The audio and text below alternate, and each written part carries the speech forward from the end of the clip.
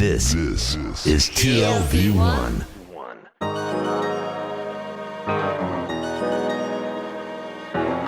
The Tel Aviv Review. Hello and welcome to the Tel Aviv Review, brought to you by the Van Leer Jerusalem Institute, which promotes humanistic, democratic, and liberal values in Israel. If you like us, please join our community of supporters by giving to our Patreon campaign. You'll find it on your homepage. Every drop counts. We're counting on you. I'm Dahlia Shenlin. And I'm Gilad Halpern. Every week we talk to authors about books and research and other things that have caught our attention. Our guest today is Dr. Yoav Di Capua, professor of history at the University of Texas at Austin, specializing in Arab intellectual history. His second book, No Exit, Arab Existentialism, Paul Sartre and Decolonization, was published by University of Chicago Press. Dr. Yoav Di Capua, hello and welcome to the Tel Aviv Review. Welcome. Thank you very much for having me. So you write in the book that with the possible exception of Karl Marx, Jean-Paul Sartre was the most prominently read European intellectual in the Arab world. How did it come about? So I was quite surprised myself that existentialism is virtually everywhere in the cultural record. And that's not what I was set up to do. I did not think I'm going to write a book about existentialism. I was trying to write about something else.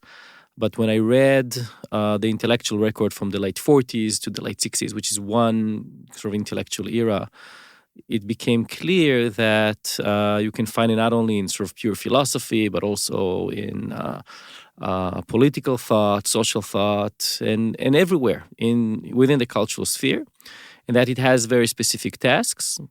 And that it was supposed to be really a response to a very deep and grave need that they had. What was the intellectual record? What is this canon of sources that you use? Right. So, in intellectual history, in the same way in which we think that in the same way in which we are surrounded by objects, by stuff, we're also surrounded by abstractions, by notions, by concepts, by big systems of thought, ideologies, and so on. And intellectual history is interested in mapping them out, understanding the relationship, also their genealogies historically, but also, especially in this case, their relationship to systems of thought outside the Middle East, which is a little bit of the big surprise here, at least for me. A certain kind of interaction with Europe. And you wouldn't be surprised if you were a medievalist. No. I think. Right. That's a fair point. But can you elaborate on what these networks are? I mean, how? Right. So, what was the object of your research in this right. sense? So I set up to write a book that I did not write about the 1967 war as a moment of cultural defeat, not simply as a military defeat, not simply as something that happened in the desert, especially with relation to Egyptians, but something that happened internally to them as a culture, as a project. We know that the 1967 war constituted a major divide in the history of the Arab world. There is a before and after.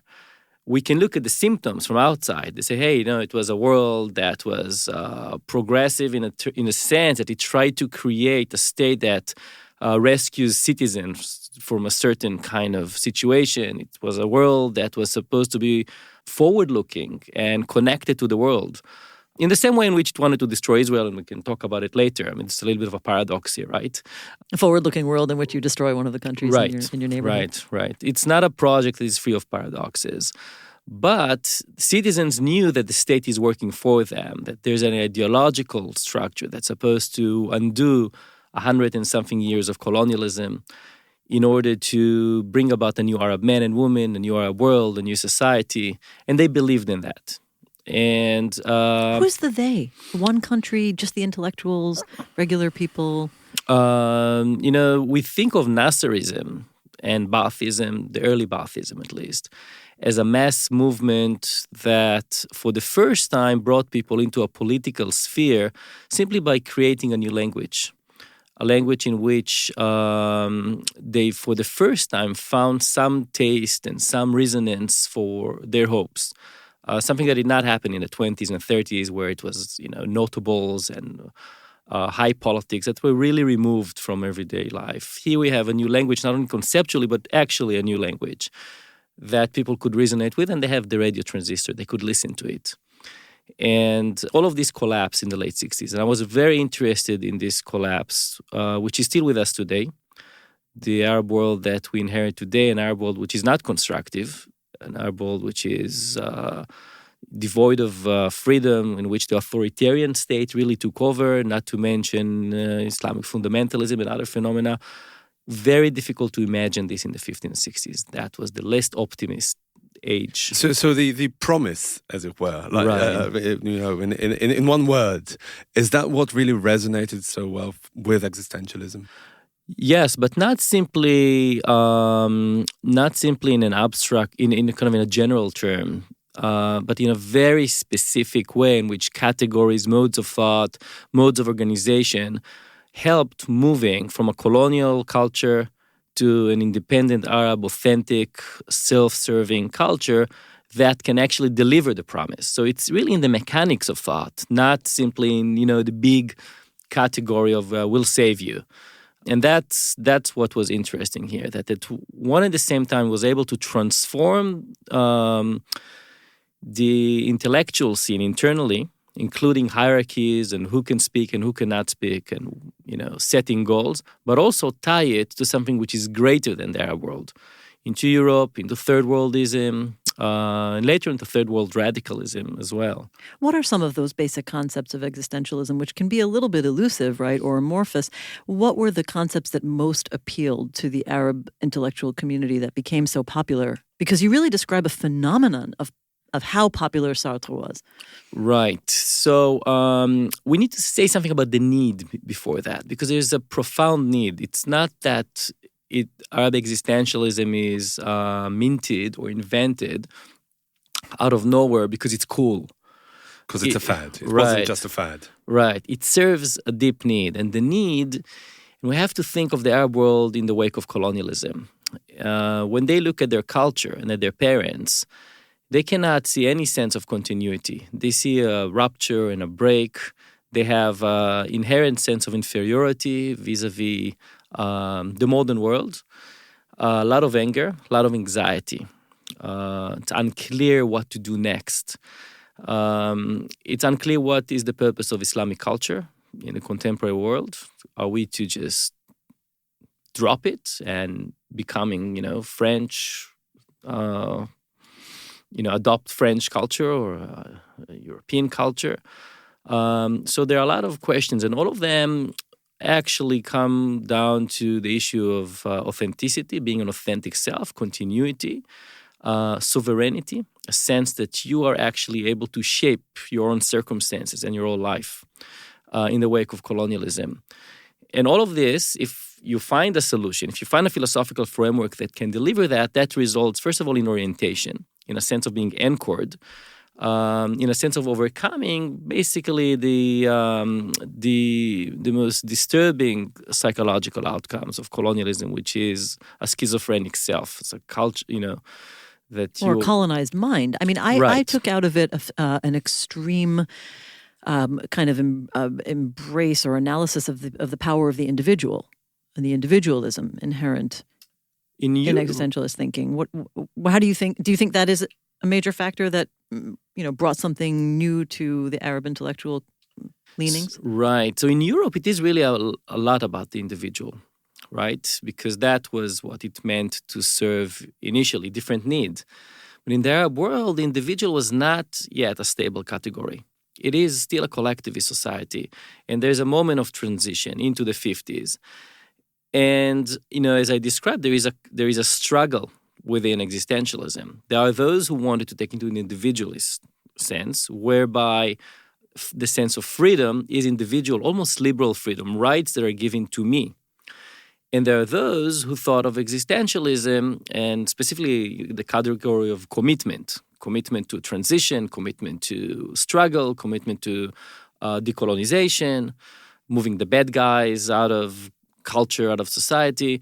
And for them, this is a collectivist project, not an individual project. There is a really tension between the two. This is not free of tensions and paradoxes and struggles. This is not like, a story that is very, very neat, and it's very messy, in fact.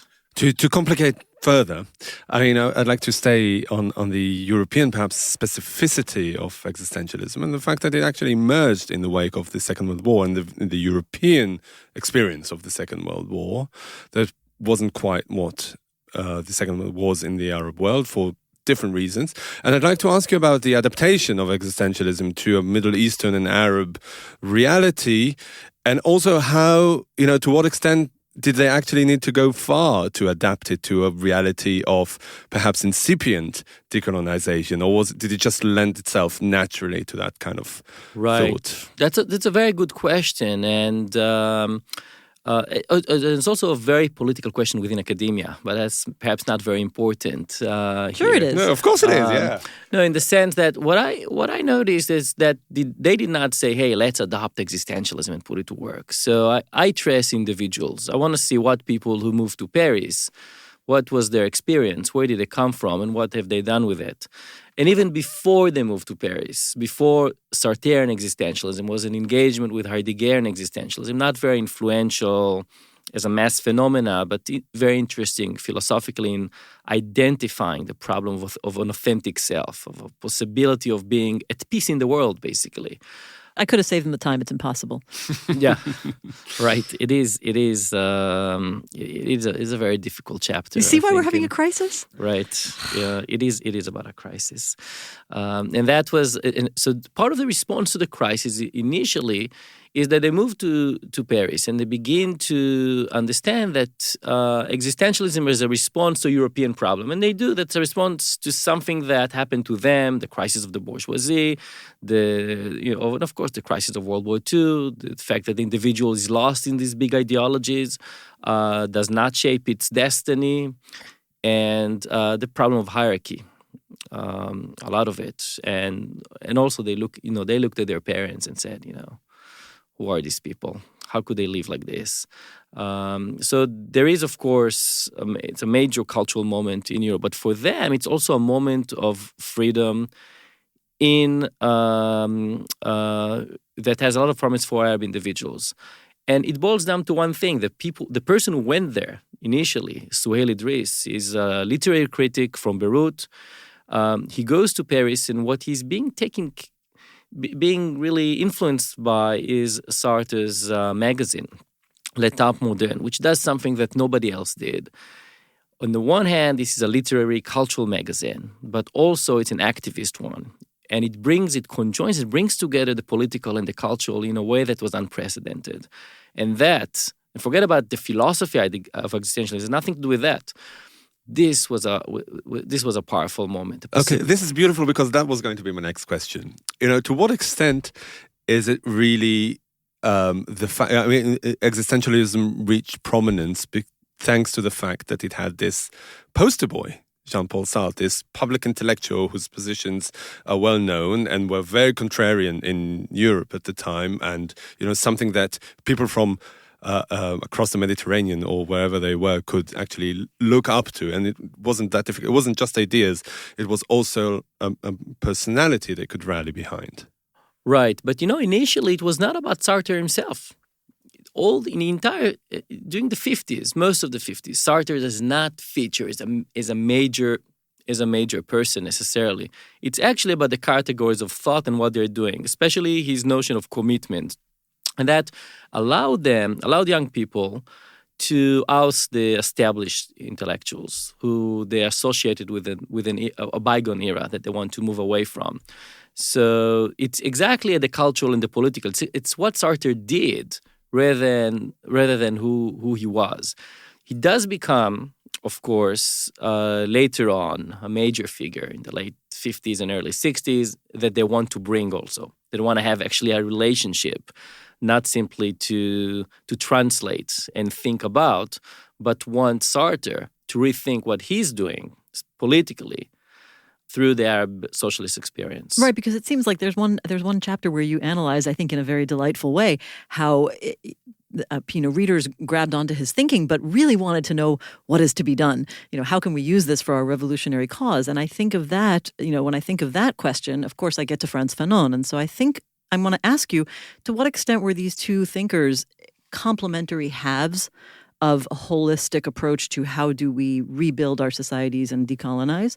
Or did people just select what they wanted from Sartre's thinking and adapt it for their revolutionary and practical and political needs. Can I pile on for a second and ask you perhaps about, maybe a more general question about the overlap with other progressive or revolutionary ideologies that were rampant in the Arab world at the time?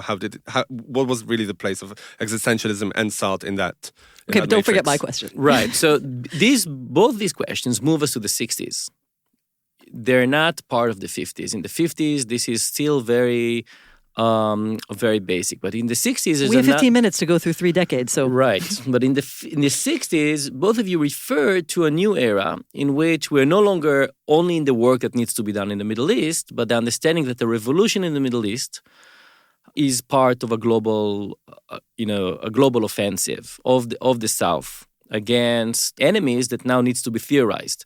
It's imperialism, neocolonialism, settler colonialism, and then Zionism is being brought on that. So once their transition, and that's not only due to Sartre, and that's not, that's due to Fanon for sure, but they got Fanon through Sartre, through the introduction of Sartre to Fanon's The Wretched of the Earth text. And that's 1961, 1962. There was a lot of intellectual work that needed to be done in the late 50s in order to be able to think about the Arab world as part of this global South. And then once these connections have been made, you have by now thousands of Arab students in Europe beginning to talk. This is not in the book, but I recently found, like 2 years ago in the Israeli State Archives, a file of about 250 pages in which the Ministry of Foreign Affairs and Security Services begin to understand that something is happening. 1962, 3-4, something happening with Arab students, Chilean students, Ecuadorian students, Venezuelans, Germans, all the Europeans and Vietnamese, African students. That is unprecedented. There's a new language. There are new connections. And they wanted to understand what it is. And some of my people are in these documents, and they ask students, Israeli students, to go around and find and kind of spy on them and talk to them and write reports. So they the government, the Mossad, who? That was the Israeli embassy in Paris. But eventually, the records shows that the Mossad was on board because they begin to identify it as from their perspective, that culminated in the Munich massacre. These are the connections that would be radicalized after May 68. That it is no longer about talking; it is really about radical action and violent action. Violence, right? Exactly. And here, mostly in this book, violence is the domain of the state. It's the state that's supposed to liberate Palestine or that's supposed to fight against reactionism, but not individuals. Individuals don't take arms in this book. In the Arab world, they're not encouraged to take arms. But once the 1967 defeat happens, the Fanonian moment, all of this points to a new form of activism. And in the Ministry of Foreign Affairs, they begin to understand intellectually that there's a problem, even though it would become operational only in the 70s. Okay, but what I have to say that when I read your rendition of Sartre's quasi-defense of the Munich massacre, I got very disturbed. So let's go back and talk about Sartre. And how did he get to this visit to Egypt and to Gaza and to Israel? What was the background to this? This is the heart of your book. It's sort of an intellectual drama, historic drama. Right. What was he doing? How did they conceive of this trip, and how did he formulate his ideas about the Israeli-Palestinian conflict, or as you say at the time it was called the Israeli-Arab conflict? Right. So we have the background in which by the early 60s they said, look, we've been reading you, we've been engaging, your work has been not simply translated, it's being reinvented for our purposes, and they think of Arab existentialism as its own tradition. And Sartre also critiqued it as problematic, as shallow, but that's besides the point. It works for them until it doesn't eventually. So they have all of this work being done. These are Arab intellectuals. It's Lebanon, it's Iraq. In each place, there's a different rendition of this tradition, but collectively, that is the al-Wujudiyya, the existentialist moment in the Arab world. There's only one problem. Sartre is not on board. He's not writing about them. He's not coming. And he is not recognizing the revolution. So it's about the politics of recognition. How could we, in the Arab world, in the early 60s, are engaged in the most decisive revolutionary experiment, larger than that of Cuba, older than that of Cuba.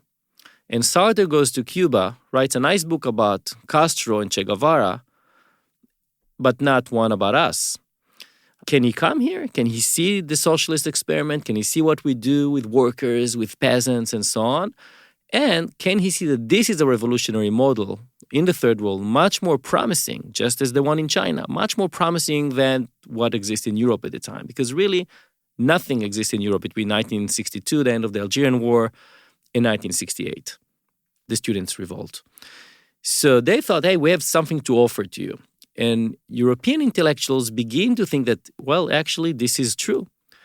All important, not only theoretical work within Marxism and within third worldism and anti-imperialism, all of this work is being done outside of Europe.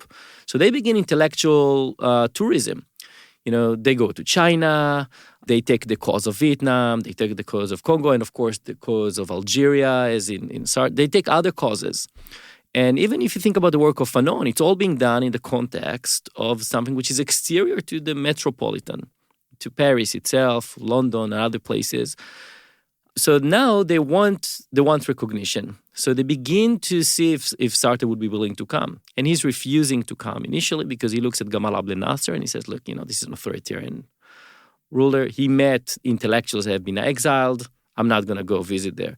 So it takes a very long time to persuade him, and it's not a state effort. It is really happening from below by an Egyptian student in Paris that become a big guy. Also in the intelligence files of this Ministry of Foreign Affairs, the Israeli Ministry of Foreign Affairs, he comes up there as a mega activist, and he meets Sartre. Sartre begins to understand, hey, I don't know anything about the Middle East, actually.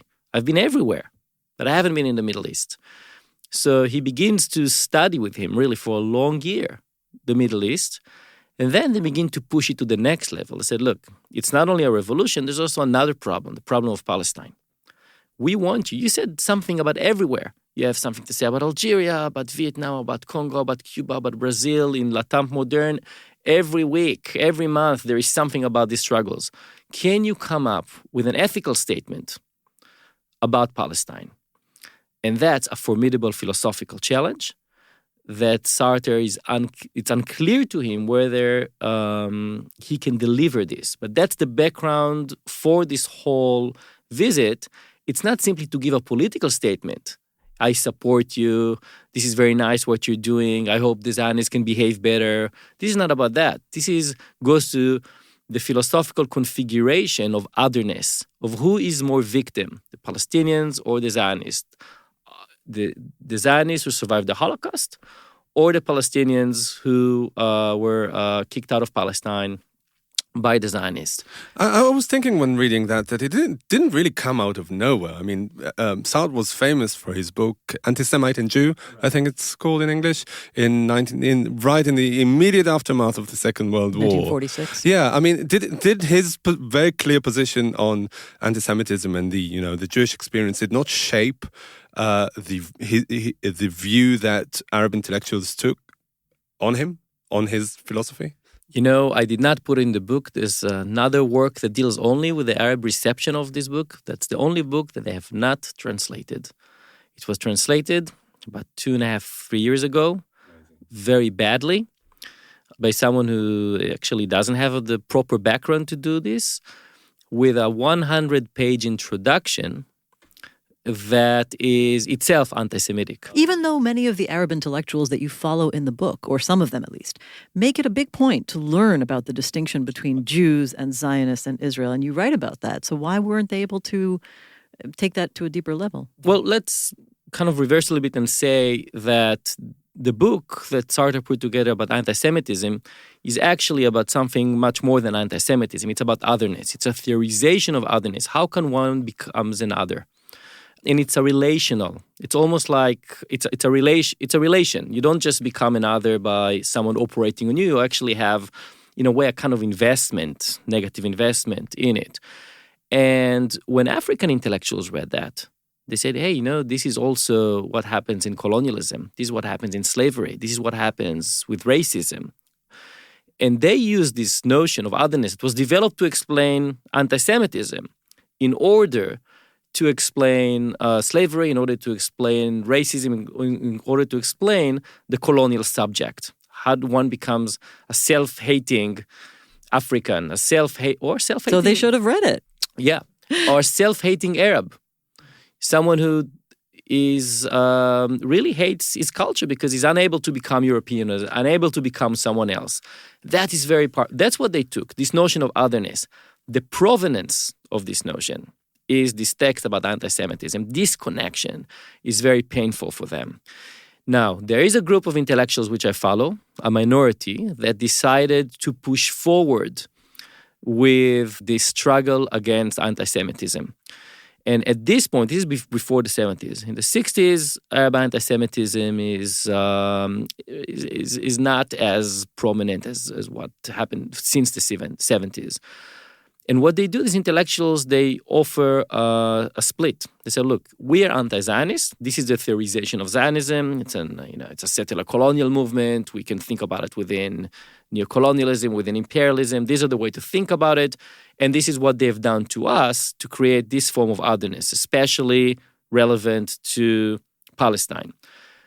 The Jews is something else, and we don't need to deal with it. And we can talk about it. But we also need to recognize what happened to the Jews in Europe and the Holocaust, mostly because some of these Egyptian students in Paris met Holocaust survivors, trained by them, worked with them, and developed sincere empathy and thought that they could lead an anti-fascist, anti-Semitism front of Arab and Third World students in Paris against that. And that is very well documented, both by these Israeli students who spied on them and other sources you can corroborate and interviews. So you can actually look at it from three different sources. Because to begin with, I was a little bit skeptical when I read it in their memoirs, but I found the same text in two other sources, and it is credible. Unfortunately, they did not succeed, but they also knew that there will be no global alliance, that Sartre would never be able to side with them and deliver the ethical statement about Zionism as a colonial movement and as a racist movement, and would not be able to acknowledge the otherness of Palestinians unless they divest themselves from a critique of Judaism or any anti-Semitic quality that the political speech have. I feel like we're going back and forth between ideas and the historical drama. I want to hear more about the visit. So what happens? Tell us about this also, triangle in a way, sort of a gloomy love triangle between Sartre, Simone de Beauvoir, and Claude Lanzmann, who is part of this visit. And I don't mean that just for the gossip factor. I mean, what impact did that have on their ideas and their political thinking? Right. So each one of them actually represents a different intellectual possibility. And this is why, this visit is not simply the personal drama. So we'll start actually with Lanzmann. So for Claude Lanzmann, he is the managing editor of the journal. And don't think of it as a journal. It's a flying Ministry of Foreign Affairs. It is an operation. They're going around the world. They're doing a lot of noise. There are not many NGOs, many newspapers at the time, human rights. All of this did not exist in the 50s and 60s. That was all Sartre. And Lanzmann was really the muscle behind that. And Beauvoir as well.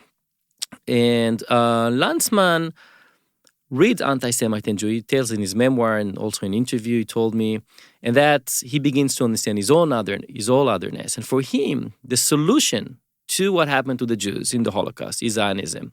And he is a staunch Zionist, Lanzmann. If you saw his career even in Israel, the filmmaking, not especially his film on Tzahal, on IDF, is bringing this genealogy. So that's where he's coming from. And from him, he needs Sartre to come and recognize Zionism. So that's his stake in this tour. Sartre, on the other hand, understands that his task is philosophical and that the implication that he needs to provide a statement about victimization. Who is more victim? The Jews who escaped to Israel and established the state of Israel after the Holocaust, or the Palestinians? So for him, he needs to create a hierarchy between two victims. Can you create an ethical hierarchy? Can you say this person is more victim than the others, and then he needs to get more than the other? Turns out that otherness is not a horizontal category. You cannot stack others. They just exist in relationship to each other. And that's a very disappointing thing for the Arab side to hear. But the visit for them is about that. The Syrians, the Jordanians, they all write, and the Lebanese very strongly suggesting and urging him to come up and clarify how come when you talk about Algeria or Rhodesia or any other place, it's clear to you that the settler colonial is the bad guy. And when you come to Zionism, all your intellectual categories that apply to Palestine cannot produce the same ethical statement. How come they succeed in everywhere in the third world but fail in Palestine? Can you clarify it? So the purpose of the visit for him is to come up with a statement about that in the form of a 1,000-page special issue of the journal with his preface. The journal would be written 500 pages Jews, 500 pages Arabs, Israelis and Arabs, and his introduction. So they fly first to, Lanzmann arranges the whole thing. There's a lot of back and forth. People don't want to participate, but, Fascinating story in its own right. Recommended reading. But then in the end, he comes to Egypt, and it's a love story. I mean, the tour in Egypt was, he could not believe how much they've read and translated and engaged. Nowhere in the world he's been translated and engaged to such a degree that he meets Gamal Abdel Nasser. And this is like 2 months before the 1967 war. There's a lot of tension already. And Nasser is engaged. Nasser knows these categories. He knows what Sartre is doing. He did think that he's going to get a book just like the one Castro got in Cuba. So he did think, oh, yes, there's something for me in it. But otherwise, it's a very successful visit because Sartre did recognize the Egyptian revolution. He did validate it. He did that's a proper revolutionary. He was also blind to a lot of its problems. He could, de Beauvoir was not blind to the problem, especially to the problem of patriarchy, which is eventually what would bring this entire edifice down. Her experience with patriarchy was such that she immediately took sides, and she took the sides of Lanzmann. Yeah, I like the part where you write, well, yeah, it's good that he's against female genital mutilation, but women live in this repressive, repetitive cycle of, I don't know, not a very meaningful existence. Right. So there is experience of Egypt. Right. So she takes sides and Lanzmann takes sides. But Sartre is unmoved in the dynamic between the three of them. Then they go to the Gaza Strip. It's a disaster of a trip. Sartre does not provide the statement that the Palestinians want, but he does provide some statement about the right of refugees to return, which alienates Lanzmann.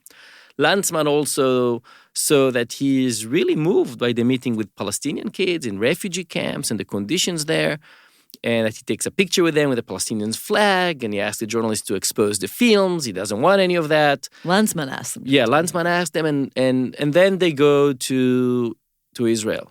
When they land in Israel, Sartre is, for lack of a better term, he's really rude. He's shut down. He doesn't want to meet actually the Israelis. He's not warming up to them. He's insulting everybody he met. From the scientists in the Weizmann Institute to Yigal Allon, they meet Yigal Allon in his kibbutz in Genosar, and Beauvoir says, well, "What a lovely guy," and he says, "Well, it's the most charmante kind of fascist I've ever met, the most lovely fascist I've ever met." And they cancel a meeting with Ben Gurion, they cancel a meeting with Yitzhak Rabin, and the Israeli press is, what is going on here? Eventually, one of the last nights before the end of the visit, he does meet Holocaust survivors who are fluent in French. And then he begins to see the possibility of Zionism, exactly like what Lanzmann was thinking, the possibility of Zionism as a form of as an existentialist basically exercise or project of recreating a new self after the Holocaust, and how much meaning it gave to these people. And that also in line with his philosophy. So he is quite confused. And by the time he leaves the Middle East, everybody is angry with him. The Israelis are angry with him. The Arabs are furious. Everybody is disappointed. And it's about to be the 67 war.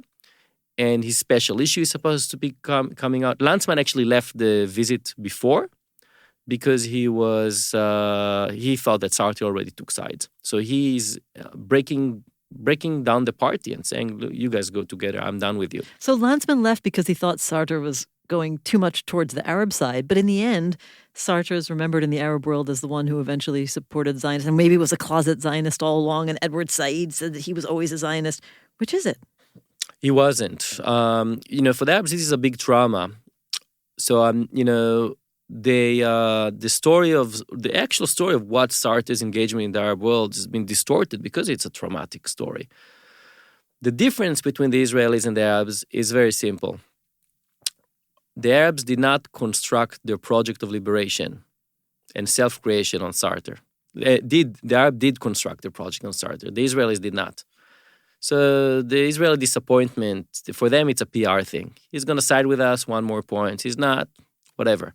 For the Arabs, if you're not going to side with us, everything that we've done here in the last 20 years, maybe it doesn't worth very much. The interesting thing about it is that it's just predated the Six-Day War. I mean, by a few weeks. And, going back to what you said in the beginning of this conversation about the cultural defeat of 1967 was so interesting to you in many ways. It was a prelude to that cultural defeat before 67.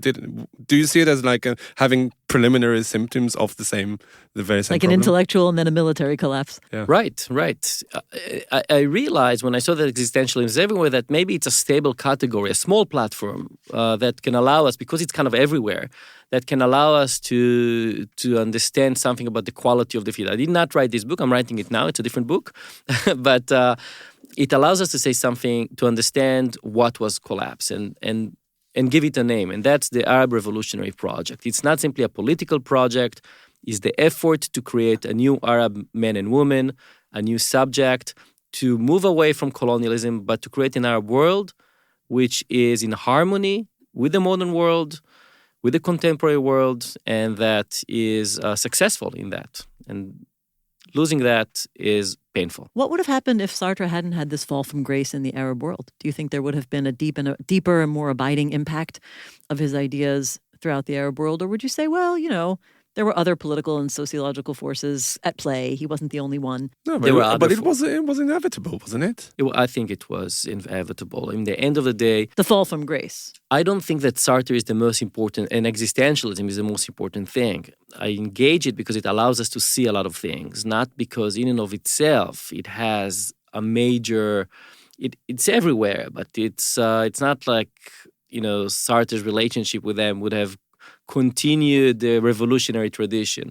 In fact, we know already years before 1967, there are critical intellectuals who are beginning to spell out the demise of Nasserism. It's a messianic movement.